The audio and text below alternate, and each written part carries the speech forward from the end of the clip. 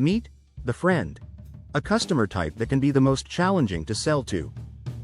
They value personal relationships over transactions and are wary of being sold to.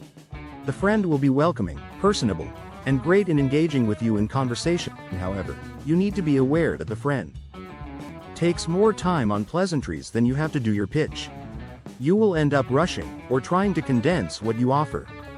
The friend rarely agrees to purchase on the first meeting, nor the second, or the third. You keep following up. Why? Because they are so nice, friendly, and because of that you are sure they will buy.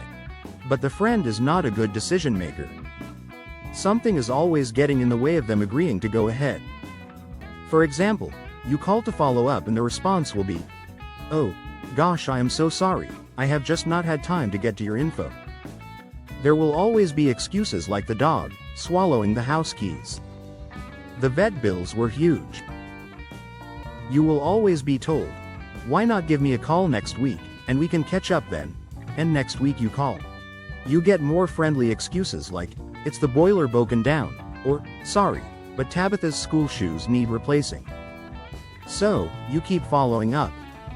And why? Because the friend is so nice and friendly, and because of that, you are sure they will buy from you. And they don't. So, how do you sell to a friend? Traditional sales tactics can backfire, making them uncomfortable and resistant. Therefore, you need to focus on building genuine trust. You need to listen more and talk less. Engage in meaningful conversations to understand their true needs. Be firm and polite, and by prioritizing the relationship over the sale, you gain a customer, and also a loyal advocate.